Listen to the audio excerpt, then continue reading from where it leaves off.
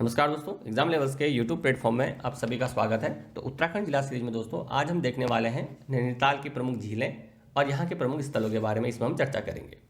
तो ये part 2 video रहेगा नैनीताल जिले का। इससे पहले पार्ट 1 वीडियो में हम डिस्कस कर चुके हैं नैनीताल जिले के जो भी इंपॉर्टेंट जानकारी थी उसमें मैं आपको बता चुका हूँ। तो अगर आपने वो वीडियो नहीं देखा है तो उसका लिंक हम आपको नीचे डिस्क्रिप्शन बॉक्स में दे देंगे, वहाँ जा करके आप उसको देख सकते हैं। तो जैसा कि मैंने उस वीडियो में कहा था आपसे कि आज के इस वीडियो में हम डिस्कस करेंगे नैनीताल जिले के प्रमुख स्थान और झीलों के बारे में। तो उन्हीं के बारे में आज हम पढ़ने वाले हैं और सबसे पहले देखेंगे नैनीताल जिले की प्रमुख झीलें। तो नैनीताल जिले की अगर बात करें तो यहाँ पर कई तरह की झीलें मिलती हैं, जिसकी वजह से इसको झीलों का जिला भी कहा जाता है। इन झीलों में जो सबसे प्रसिद्ध झील है, ये भारत में नहीं पूरे विश्व में प्रसिद्ध झील है, जिसको बोला जाता है नैनीताल या फिर नैनी झील। उत्तराखंड में पर्यटन की दृष्टि से काफ़ी महत्वपूर्ण ये स्थान रखती है झील। हर वर्ष देश विदेश के सैलानी इस झील को देखने के लिए यहाँ पर आते हैं। इसका एक प्रमुख कारण इस झील की स्थिति है। ये झील 7 पहाड़ियों से घिरी हुई है। इन 7 पहाड़ियों की कुछ प्रमुख चोटियाँ भी हैं, जिनके बारे में दोस्तों हम अपने पिछले वीडियो में डिस्कस कर चुके हैं। इन चोटियों की अगर बात करें तो इनमें सबसे ऊंची चोटी है चाइना पीक, जिसको कि नैना पीक भी बोला जाता है। नैनी झील की अगर बात करें तो इसकी समुद्र तल से जो ऊंचाई है यह है 2084 मीटर। बात करते हैं सेकेंड पॉइंट की। तो यहाँ पर बोला गया है कि स्कंद पुराण के मानस खंड में जो नैनी झील है इसको ऋषि सरोवर कहा गया है। अब इसे ऋषि सरोवर क्यों कहा गया है, तो इस संबंध में कथा कही जाती है कि 3 ऋषि अत्रि, पुलस्त्य और पुलह, ये तीनों ऋषि इस स्थान पर तप करने के लिए जब पहुंचते हैं तो प्यास लगने पर इन्हें यहाँ पर पानी की प्राप्ति नहीं होती, जिसकी वजह से अपनी तपस्या के बल पर इन ऋषियों के द्वारा मानसरोवर झील का पानी यहाँ पर लाया जाता है और वही पानी क्या कहलाया, त्रिऋषि सरोवर कहलाया। कहा जाता है कि मानसरोवर झील में डुबकी लगाने से जो पुण्य मिलता है उतना ही पुण्य इस झील में डुबकी लगाने से मिलता है। अब बात करते हैं कि नैनीताल का नाम आखिर नैनीताल क्यों पड़ा।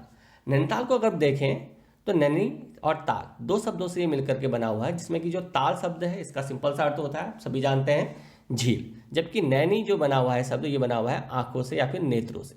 अब क्यों इसको बोला जाता है नैनीताल, तो नैनी ये शब्द क्यों आया यहाँ पर, तो इसके संबंध में एक पौराणिक संदर्भ लिया जाता है कि ब्रह्मा के पुत्र थे प्रजापति दक्ष, उनकी पुत्री थी देवी सती।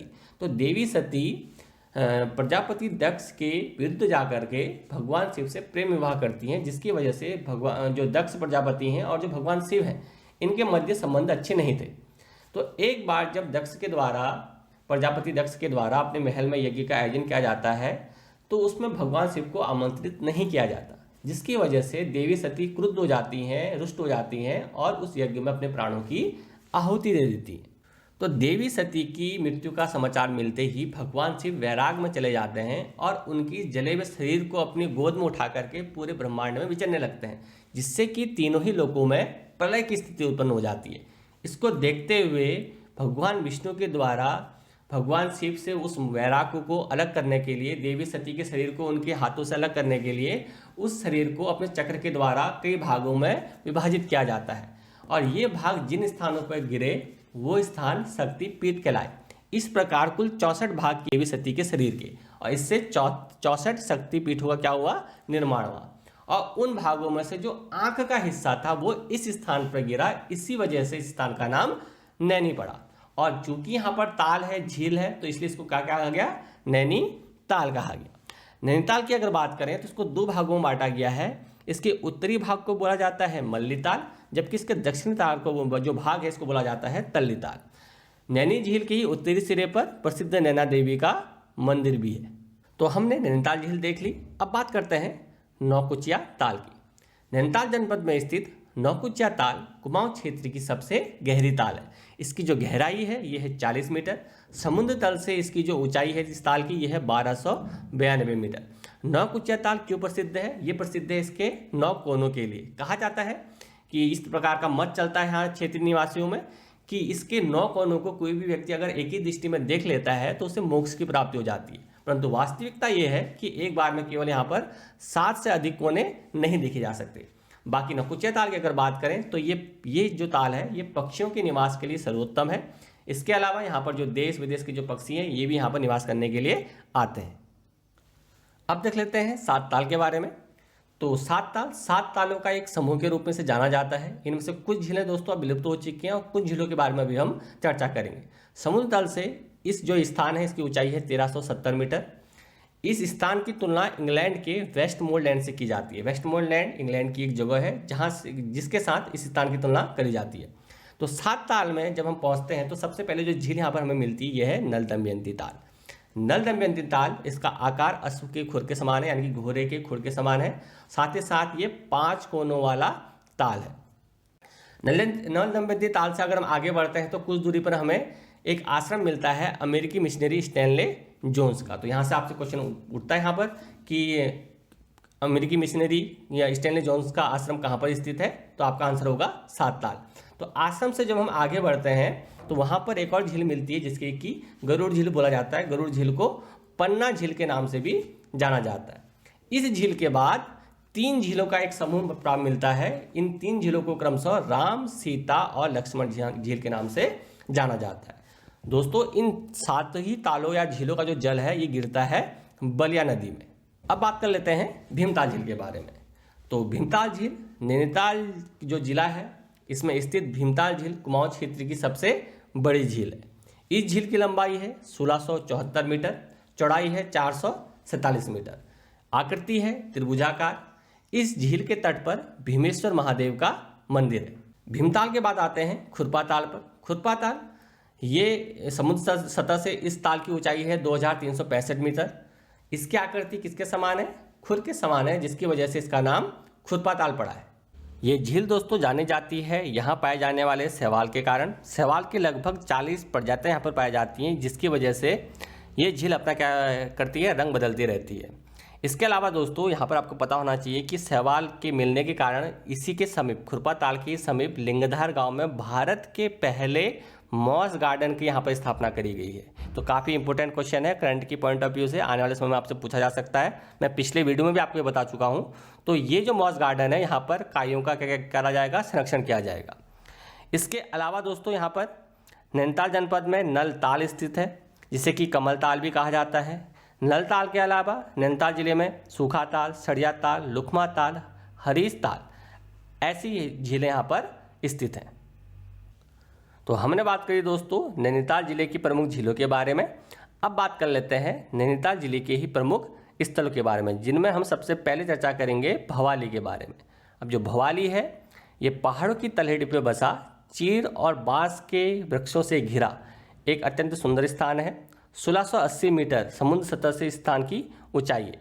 भवाली नगर क्षिप्रा नदी के तट पर स्थित है और पर्वतीय फलों के बाजार के लिए प्रसिद्ध है। 1912 यानी कि वर्ष 1912 में यहाँ पर टीबी सैनिटोरियम की स्थापना करी गई थी। तो क्वेश्चन आपसे पूछा जाता है। दूसरा पॉइंट है कि न्यायिक एवं विधि अकादमी ये भी भवाली में ही स्थित है। इसके अलावा भवाली के पास ही लल्ली की छतरी नाम से एक पर्यटक स्थल भी है। तो भवाली के बाद दोस्तों अब बात करते हैं काठगोदाम की। तो काठगोदाम इसको कुमाऊं का प्रवेश द्वार भी कहा जाता है। क्यों कहा जाता है? क्योंकि यहीं से फिर आगे को कुमाऊं क्षेत्र के पहाड़ों की श्रृंखला शुरू होती है। काठगोदाम का जो रेलवे स्टेशन है ये सबसे पुराने रेलवे स्टेशनों में से एक है। 1884 में इसकी स्थापना करी गई थी। इसके अलावा काठगोदाम रेलवे स्टेशन जो है वो उत्तर भारत का प्रमुख अंतिम रेलवे टर्मिनल के रूप में जाना जाता है।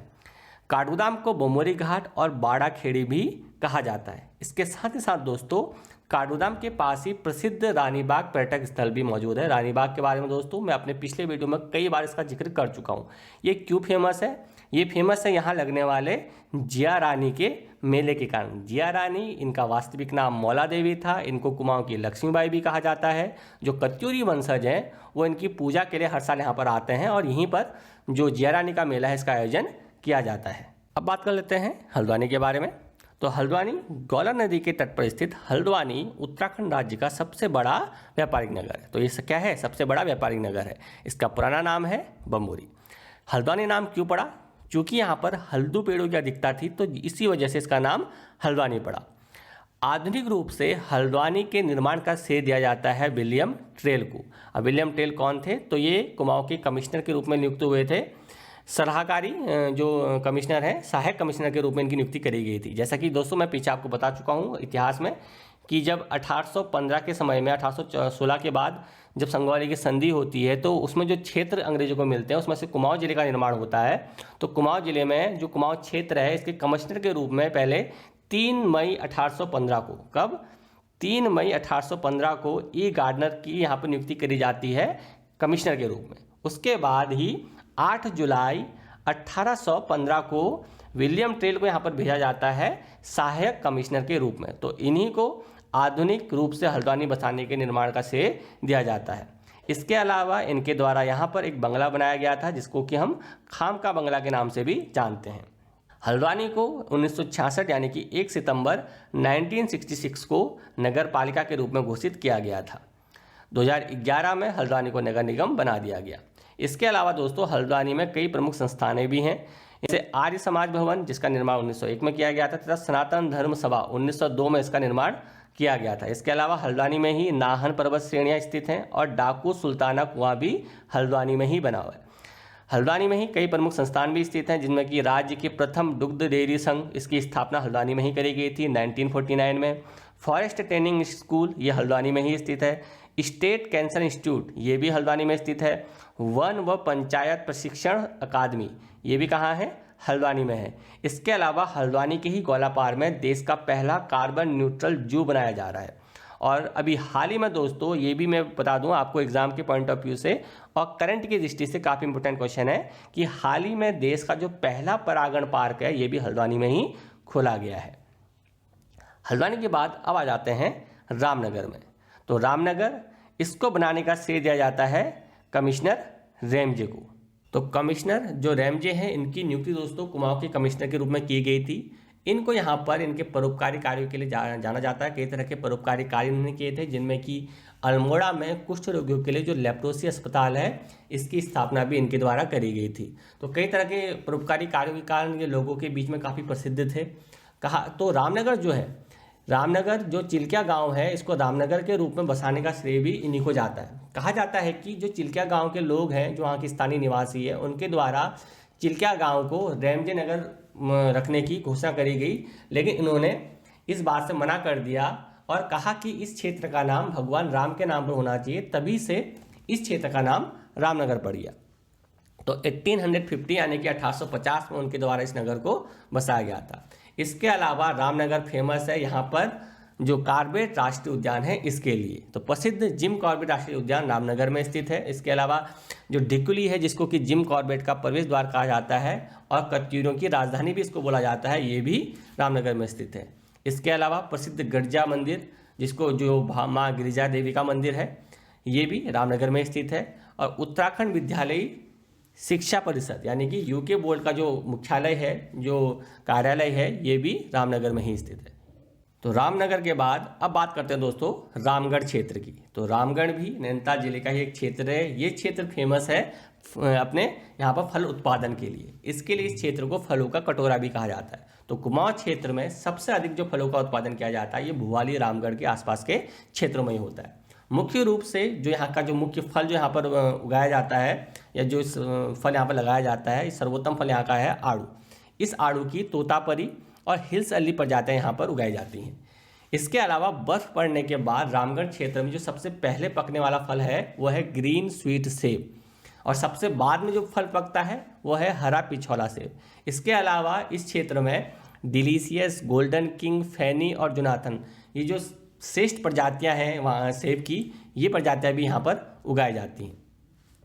इसके अलावा कई संस्थान भी यहाँ पर स्थित है। संस्थान और संग्रहालय भी रामगढ़ में स्थित है जिनमें कि महादेवी वर्मा संग्रहालय यहाँ पर बना हुआ है। इसके अलावा रामगढ़ के ही टैगोर टॉप में रविन्द्रनाथ टैगोर ने प्रवास किया था, इसी वजह से इसका नाम टैगोर टॉप कहा गया है।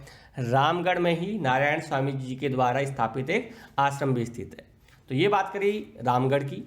तो रामगढ़ के अलावा भी नैनीताल जिले में कुछ और प्रमुख स्थल हैं जिनमें कि जोलीकोट एक फेमस जगह है, ये भी नैनीताल जनपद में ही है। सबसे पुराना जो गोल्फ कोर्स है वो यहीं पर बना हुआ है।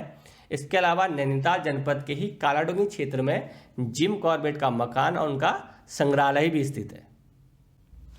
तो ये था दोस्तों वीडियो जिसमें कि हमने नैनीताल जिले की प्रमुख झीलें और यहाँ के प्रमुख स्थानों के बारे में चर्चा करी।